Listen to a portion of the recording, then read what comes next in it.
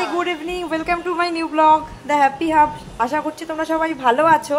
আজকে আমি ব্লগটা যে কারণে স্টার্ট করলাম সেটা হলো যে আমার আরেক ব্লগার বন্ধু, মানে তোমরা হয়তো চিনবে, সে আমার বাড়িতে আজকে এসছে। ও আমার ছোটোবেলার বন্ধু সুন্দরী। তো ও এখন এসছে, এত অনেক দিন পর ওর সঙ্গে দেখা হলো। তাই জন্য আমি ভাবলাম যে ব্লগ করব, কিন্তু তারপর হঠাৎ ভাবলাম, ভুলে গেছিলাম গল্প করতে করতে। এখন মনে হলো যে ব্লগটা করা উচিত, কারণ যথেষ্ট পপুলারিটি পেয়েছে ও ইউটিউবে। কারণ কি, ও খুব সুন্দর আবৃত্তি করে, প্লাস রিসেন্টলি ও যে লাইভটাতে পার্বতী মোদকের কণ্ঠে জামাই ষষ্ঠীর যে আবৃত্তিটা শুনিয়েছে, নিশ্চয়ই তোমরা শুনেছো সবাই। তো ওই জন্য আমি ভাবলাম যে ব্লগটা করি। তো চলো ওকে দেখাচ্ছি, দাঁড়াও। সব শেষ করে দিয়েছে। হ্যালো, এই দেখতে পাচ্ছ আমাদের দ্য ক্রেজি নটের ব্লগার সুন্দরী মিত্র।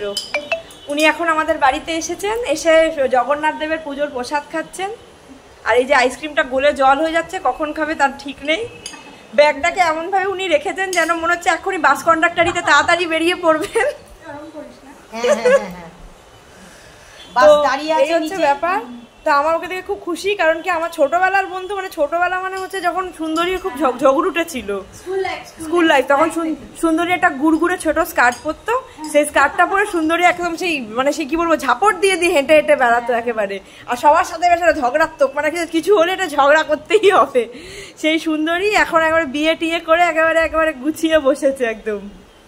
যাই হোক, আর আমি বিয়ের পরেও আমার মা বলছে আমি বিয়ের পরেও এখনো ওরকমই আছি, বাদরি টাইপের, এখনো লাফিয়ে বেড়াচ্ছি। আমার কোনো পরিবর্তন হয়নি, সুন্দরীও বুঝতে পারছে সেটা। 10 বার সাংকানটা খুলছে আর বর বলছে কখন। এই যে আমার মাও হ্যাঁ বলছে তুমি খোলো।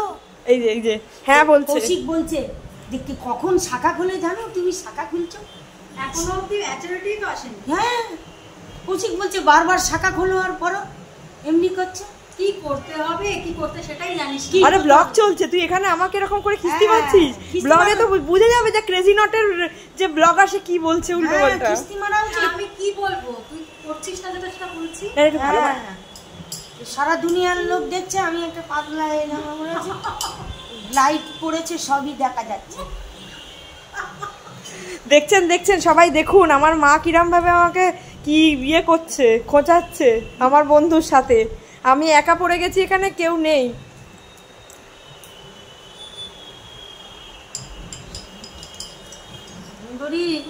চলো লাস্ট কতক্ষণ সে ও আছে ততক্ষণ একটু গল্প গুজব করি, তারপর লাস্ট ও যাওয়ার সময় তখন আবার শেয়ার করব কি করছে না করছে, কি হলো না হলো। গানটা শুনিয়ে দে, আর ও একটু কবিতা শুনিয়ে দেবে। গানটা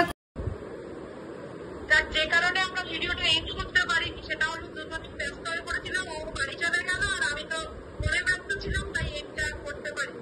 তো সেই কারণে ভিডিওটা শেষ করার জন্য আর কি দুজনে বাড়িতে গিয়ে ভিডিও কল করে এটাকে মানে যখন আপনারা দেখবেন তখন বুঝতেই পারবেন ভিডিওটা এভাবেই শেষ করা হলো। কারণ কি যাওয়ার সময় আমি ওকে ফিয়ার করতে পারিনি আর ও আমাকে বলে দিতে পারেনি, কারণ আমি মনে চলে গেছিলাম। হ্যাঁ ব্যস্ত হয়ে পড়াতে হয়ে গেছে। গান কবিতা বলে আমি ভিডিওটাকে রহস্যময় হতে চাই, সেটা পরে করবো। আমি হেরে গেলে আমি গানটা পরে করবো, গান শিখতে করবো। তারপরে বাড়ি গিয়ে কি গান পাবলি নাকি? স্নান করলাম রে, বলিস না, যা গরম আর পারা যাচ্ছে না। হ্যাঁ, এসি থাকলেই, এসি তো আর এসিতে ঢোকা যায় না বাবা, এমনি আমার গলা বসে যাচ্ছে রে।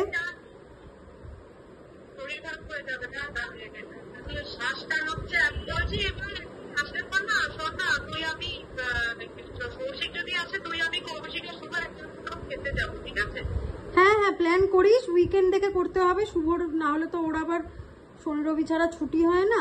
আর যদি বিকেলবেলা সন্ধ্যেবেলা করিস তাহলে কোনো অসুবিধা নেই, ও সন্ধ্যেবেলা বাড়ি চলে আসে, তারপরে বেরোনো যাবে।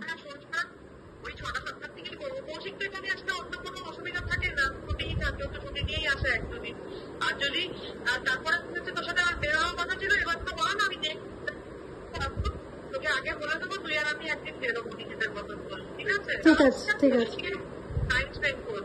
ঠিক আছে, ঠিক আছে, ঠিক আছে, টাটা, চল, ভালো থাকিস, tata. Tata, good night. Good night. Phone করিস, হ্যাঁ হ্যাঁ করবো কাকিমা, করবো, তুমিও ভালো থেকো। তুই আমাকে ফোন করবি, ভিডিও কলে কবিতা পড়াবি আমার।